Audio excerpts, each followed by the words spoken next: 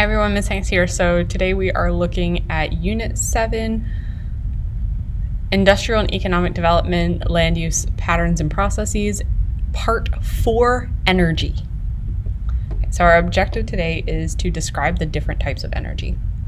And our tidbit of the day is that a blue whale's heart is so large that you could actually swim through it.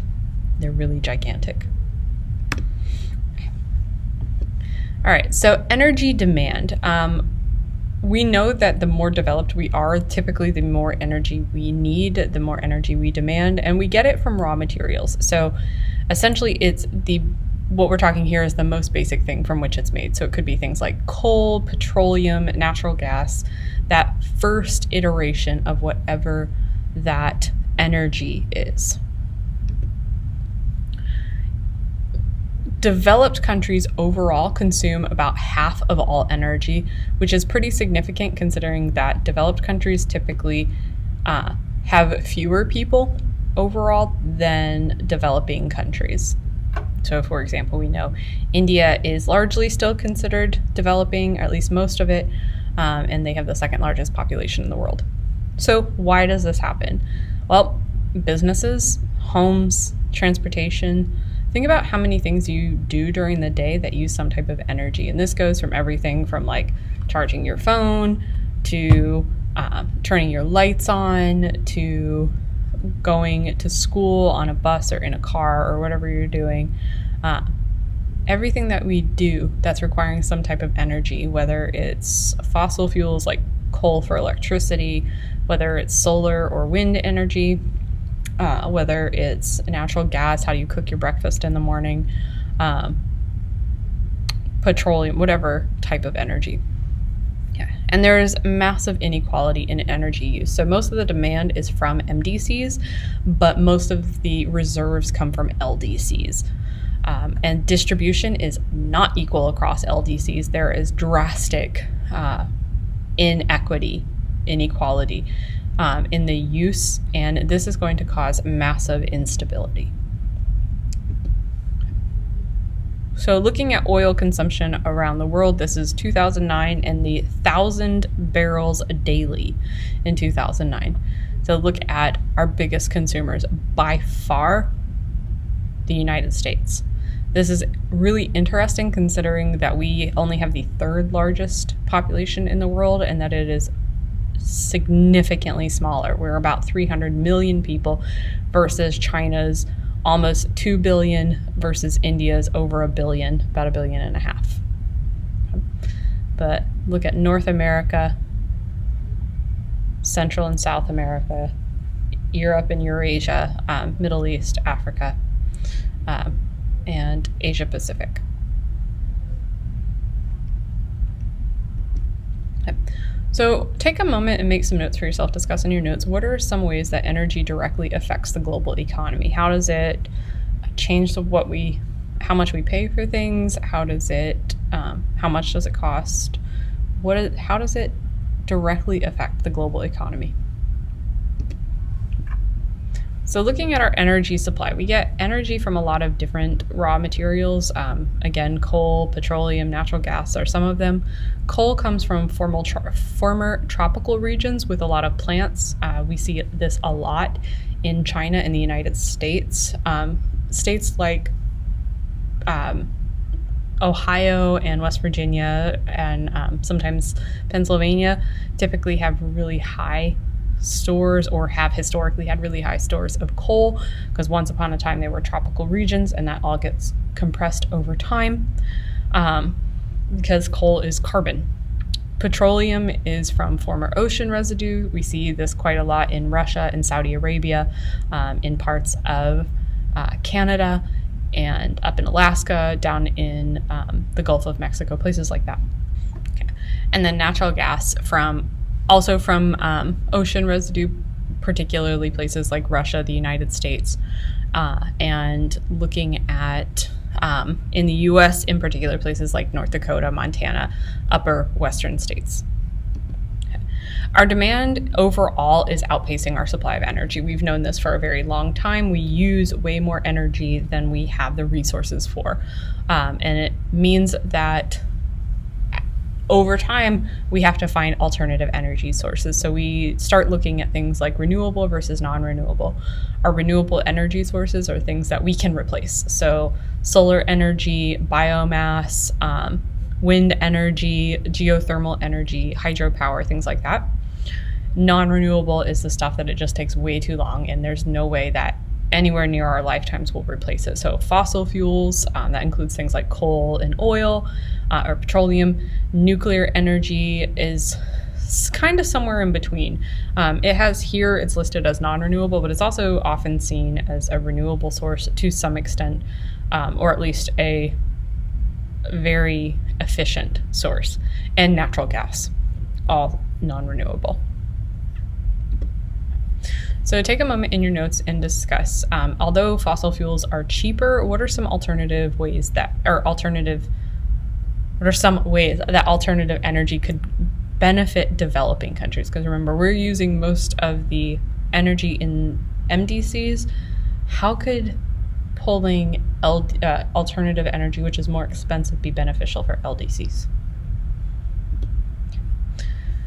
So looking at MDCs and their control over LDCs, we think about neocolonialism, so new colonialism, and this is the use of economic, political, or culture to influence LDCs, and we know that MDCs have really the total control over each of these things. We largely control the economy, we have significant influence on politics, and we have significant influence, at the very least, on popular culture. Economic development, simple low-income national economies typically will grow into modern industrial ones given enough time. The United States, the United Kingdom, they did that quite a long time ago. The rest of Europe did that a while back. And over time, that's what we're expecting to see with LDCs, but it can be very, very slow. It's a long process. We also want to think about fair trade again, because this has come up before. It came up in agriculture. It came up a couple of videos ago. But this is the commerce where products are made in a way that protects workers and small businesses in developing countries. We pay more for products so that the workers and businesses in developing countries get paid more fair wages, that they are sustainable. We typically will think about it in things like chocolate, coffee, and tea especially, but we'll see it in other places as well. Okay. So how do you get money for development? We have a couple of ways. So we have two institutions, the World Bank and the International Monetary Fund, or the IMF, that are fairly similar but really distinctly different. So the World Bank loans money to developing countries to help them with infrastructure. It helps them to build. The IMF loans money to stabilize the country's economy. So essentially, if we look at it and we say, hey, this looks pretty bad, we want to make sure that it doesn't collapse, that's where the IMF steps in. But problem is most projects fail. So there's faulty engineering, countries may misuse funds, or they might be stolen. New infrastructure may not attract other investments like it was expected to, and that can be pretty detrimental and essentially ultimately end up being a waste of money. And overall, what we would look at is that all countries are in a lot of debt. And that is one of those things that's a little bit difficult sometimes to understand, but it creates alliances between people. It creates connections. I think we talked about this in another video, but it still is difficult because if you're in debt, it makes it much harder to loan money to others. So we have a few theories along here. We have something called the dependency theory, and this is the reason why developing countries are so poor, is because the developed countries exploit them. We talked about this with the world systems theory. Developing countries have to depend on developing countries, so developing countries have to depend on developed countries because of the way we have set up our economy and our system. And then developed countries exploit them because that's how we do business. The Brandt line is also something that we think of quite a bit with this, and that's what it's showing here in the bottom corner, is we have the rich north and the poor south. So this is the line that divides the wealth of the world according to North and South, which is essentially what it says back behind here. But the North is going to include the United States and Canada. It's going to include Europe. It's going to swing around, grab Japan, and Australia and New Zealand. And then everything else is the South, and it typically tends to be pretty poor. All right, so let's look at some alternative energy. First one is nuclear energy, and the reason that sometimes it kind of crosses that line of renewable versus non-renewable is because of this efficiency. You have a very little bit of material that creates a lot of energy. It's very disproportionate. Problem is that it can be super dangerous. So think about things like Chernobyl or Fukushima in Japan just a few years ago, and it can be incredibly expensive. So the facilities are expensive to build, they're expensive to maintain, the materials can be really expensive, and that danger is going to mean that any cleanup or hazard pay is also going to be pretty expensive. All right, so I will post this down below. All right. What we are looking at here is nuclear power plants and tectonic plates, so earthquake zones. And in the United States, we have quite a few nuclear plants, and in one in Mexico as well. We have some in South America. We have quite a lot in Europe and Eurasia, and then several also in other parts of Asia. And look at where our earthquake zones are. So these ones with the little lines across them. So these are our tectonic plates, and then we have earthquake zones, the areas where we are most likely to get them.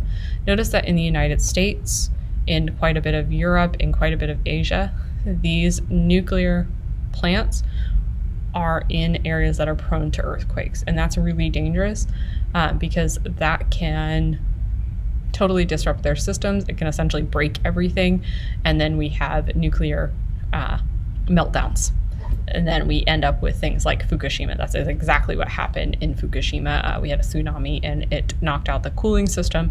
Eventually, the whole area becomes irradiated. People are evacuated out, and there's a few people left behind. Animals, homes left behind that people can't go back to because it's just too dangerous. Right. So I want you to take a moment in your notes and discuss or write out some things. What should we do with nuclear waste? How do we get rid of it? And that's one of the issues with nuclear power plants, is that we end up with this waste that now is radioactive. Is the manufacture and stockpiling of nuclear weapons necessary, and why? So don't mistake nuclear power plants with nuclear weapons, but there are correlations between the two of them. And I want you to think about both of those and make some notes for yourself for both. Okay.